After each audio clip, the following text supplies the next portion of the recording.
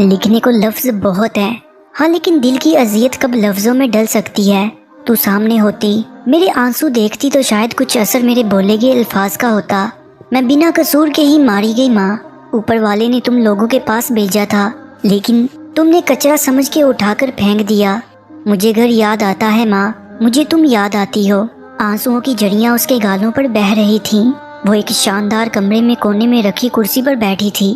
سامنے رکھی میز پر کچھ کاغذ پڑے تھے، وہ قلم لیے کچھ لکھ رہی تھی۔ میک اپ سے آڑی چہرہ باقی دنوں کے مقابلے میں صاف ستھرا اور شفاف لگ رہا تھا۔ وہ بچپن سے ہی خوبصورت نین نقوش کی مالک رہی تھی۔ علم تھا وہ کسی گہری سوچ میں گم تھی۔ ایسا لگتا تھا کہ وہ اپنی سوچ کو لفظوں میں ڈالنے کی کوشش کر رہی ہو، چہرے پر چھائے کرب کو کسی داستان میں رقم کرنا چاہتی ہو۔ بہتے آنسوؤں کو بار بار پونچھتے ہوئے وہ قلم کو صفحے پر گھسیٹ رہی تھی، اور پھر ہچکیوں کا نہ ختم ہونے والا سلسلہ شروع ہوا۔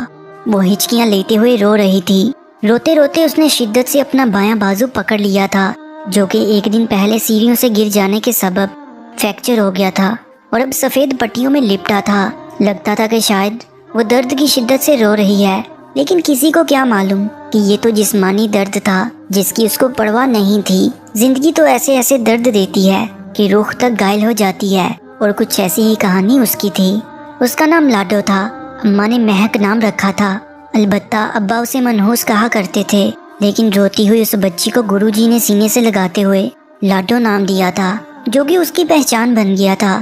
خوبصورت نین نقوش کی مالک کہیں سے بھی خواجہ سرا نہیں لگتی تھی، ایک نازک سی لڑکی لگتی تھی جس کو دیکھ کر کوئی بھی یقین نہ کرے کہ یہ خواجہ سرا ہے۔ دنیا میں رشتے ملتے ہیں، محبت ملتی ہے، لیکن اس کو صرف آنسو ملے تھے۔ پیدائش پر صرف ماں ہی تھی جس نے ماتھا چوم کر سینے سے لگایا تھا۔ ابا کا رویہ ہمیشہ سخت رہا تھا، میں گھر میں آؤں تو اسے میری نظروں سے دور رکھا کرو۔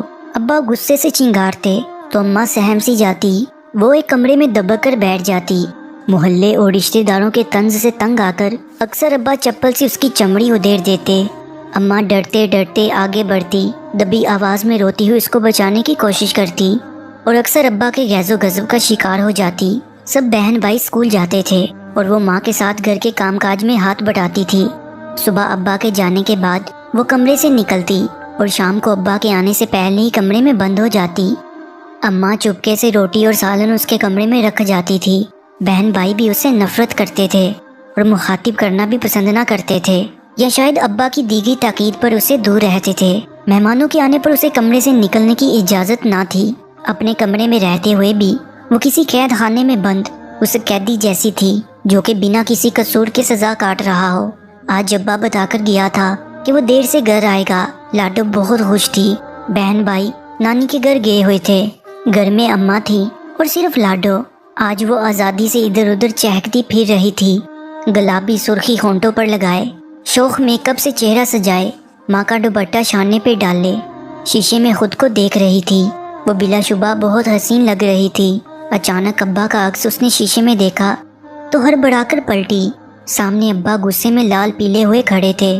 اس دن اماں کے لاکھ بچانے پر بھی ابا نہ رکے اور اس کے ساتھ ساتھ اماں کو بھی پیٹتے رہے۔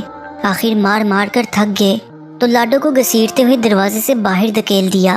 نہ جانے کتنی ہی دیر وہ دروازے کے ساتھ لگی روتی رہی۔ دروازے کو کھٹکھٹانے کی ہمت اس میں نہ تھی۔ ابا کے ڈر سے رونے کی آواز کو بھی دبا رہی تھی، جو کہ ہچکیوں کی صورت اختیار کر رہی تھی۔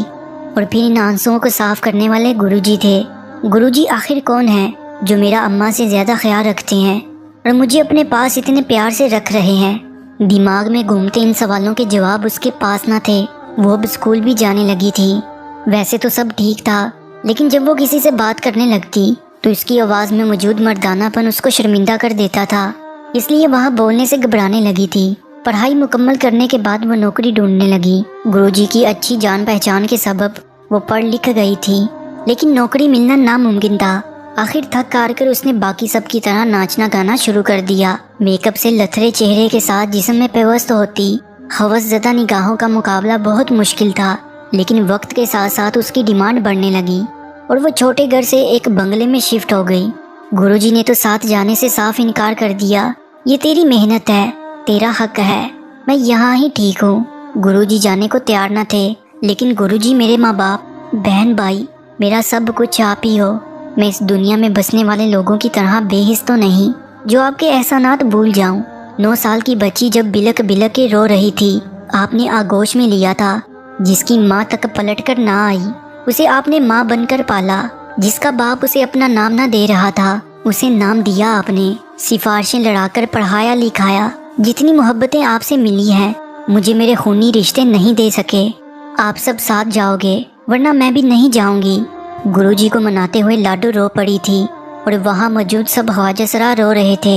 ये आंसू खुशी के आंसू थे कि इस बेहिस जमाने में आज भी कोई था जो उनसे मोहब्बत करता था। सब कुछ ऐसा ही था, लेकिन एक दूसरे की मोहब्बतों से बंधे वो जिंदगी के सफर पर गामजन थे। और फिर लाडो के साथ सब बंगले में शिफ्ट हो गए। लाडो ने तरक्की के इस सफर में सबको साथ रखा। सबके हालात बदल गए थे। वो अक्सर नमाज पढ़ते हुए ज़ारों की तार रोया करती थी। माँ की याद बेचैन कर दिया करती थी। उन लोगों ने तो पलट कर भी ना देखा। इस बात से भी अनजान थे कि आज वो उसी के पैसों से 2 वक्त की रोटी खा रहे हैं। घर से जाने के बाद भी वो अक्सर छुपकर उस तरफ निकल जाया करती। दरवाजे की ओर से माँ को काम करता देखती और अब्बा के डर से पलट जाती। बरसों बाद एक शादी में नाचते हुए अपने घर वालों को वहाँ देखा तो खून की कशिश ने उसे अपनी तरफ खींचा, लेकिन उन्होंने तो उसे पहचानने से भी इनकार कर दिया।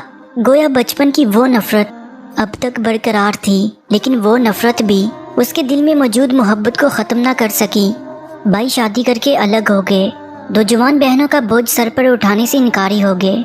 अब्बा भी अब गिरती हुई सेहत की वजह से बीमार रहने लगे और फिर अचानक उनके घर पर हर महीने डाक के जरिए अच्छी खासी रकम आने लगी। अम्मा अब्बा समझने लगे कि भाइयों को ख्याल आ गया, शायद वो पैसे भेजने लगे हैं। लेकिन अफसोस, अब भी उनकी सोच में मेरा नाम ना था। भाइयों ने पलटकर कभी नहीं देखा और इस तरह पैसों का राज राज ही रह गया, जिसे धक्के देकर पुकारा और हकीर समझकर घर से निकाला था। अब वही औलाद उनका घर जलाने का सबब बनी है। बाजू से उठती टेसों ने उसे माजी से खींचकर बाहर निकाला। चेहरा आंसुओं से तर था। अपनों की याद ने उसे रुला डाला था। वो दोबारा कलम की स्याही से पेपर को रंगने लगी। लफ्ज तहरीर की सूरत कागज पर उभरने लगे। ये कैसी तकसीम है माँ, जहाँ अब्बा मेरे बहन भाइयों को तो पाल सके, मुझे नहीं। जहाँ अब्बा दूसरे बहन भाइयों को मोहब्बत दे सके, मुझे नहीं। जहाँ माशरे के हर फर्द को कबूल किया, लेकिन हम जैसों से मुंह मोड़ लिया। हम भी उस रब की मखलूक हैं। अम्मा, रोज़े क़यामत रब पूछेगा तो क्या बोलोगे? मेरे हिस्से का हिसाब कैसे दोगे? मोहब्बत के बदले मिली दुत्कार का सबब क्या बताओगे रब को? बहुत थक गई हूँ अम्मा इस जिंदगी से। अम्मा, तेरी आगोश में सोने को दिल करता है। थक गई है तेरी बेटी माँ। लोग तो मुझे तफरीह का एक जरिया समझते हैं और बस मैं भी इंसान हूँ। ये बात ये इंसान भूल चुके हैं। आज मेरे पास सब कुछ है, घर, गाड़ी, पैसा, लेकिन अम्मा अब्बा नहीं है। बहन भाइयों की मोहब्बत नहीं है। मेरे पैर थक गए हैं नाचते नाचते। मेरा जिस्म दर्द करने लगा है। लोगों को मुझे इस तरह हकीर समझना और मेरे जैसे दूसरे ख्वाजा का दुत्कारना नाकाबिले बर्दाश्त होता जा रहा है। मैं अपने ज़ब्त को ख़त्म होता महसूस करने लगी हूँ। क्यों हमें माशरे का हिस्सा नहीं बनाया जाता? क्यों हमें आम नॉर्मल लोगों की तरह जीने का हक नहीं दिया जाता? हमारा तीसरी जिन्स का होना हमारा गुनाह क्यों बना दिया जाता है और हम पूरी ज़िंदगी इस ना करदा गुनाह की सज़ा में काट देते हैं? कौन है जो मेरे इन सवालों का जवाब दे? हम इज्जत से 2 वक्त की रोटी क्यों नहीं कमा सकते? पढ़े लिखे होने के बावजूद हमें नौकरी नहीं दी जाती, लेकिन इस दुनिया में कोई इंसान नहीं जो हमारा एहसास करे। क्या सच में इंसान ख़त्म हो गए हैं दुनिया में सब? यहाँ तो गुरूर और तकब्बुर में लिपटे पुतले ही नजर आते हैं मुझे हर तरफ। माँ तो मोहब्बत का दूसरा नाम होती है। फिर हमारी माएँ दुनिया के डर से कैसे हमें ज़िंदगी भर के लिए जुदा करने पर राज़ी होती हैं? हमारे खूनी रिश्ते क्यों बदल जाते हैं? अनगिनत सवाल थे जो उस कागज़ पर तहरीर थे, जिनके जवाब किसी के पास न थे। लाडो ने कलम साइड पे रखा और कागज़ को दाएं हाथ से तह करने लगी। आंसुओं से तर चेहरे को उसने साफ नहीं किया। शायद ये बहते आंसू उसका दर्द कम कर देते हैं। टेबल की दराज खोलकर वो तयशुदा कागज़ उसमें रख दिया, जहाँ उस तरह के बहुत से कागज़ों के ढेर पहले से ही मौजूद थे।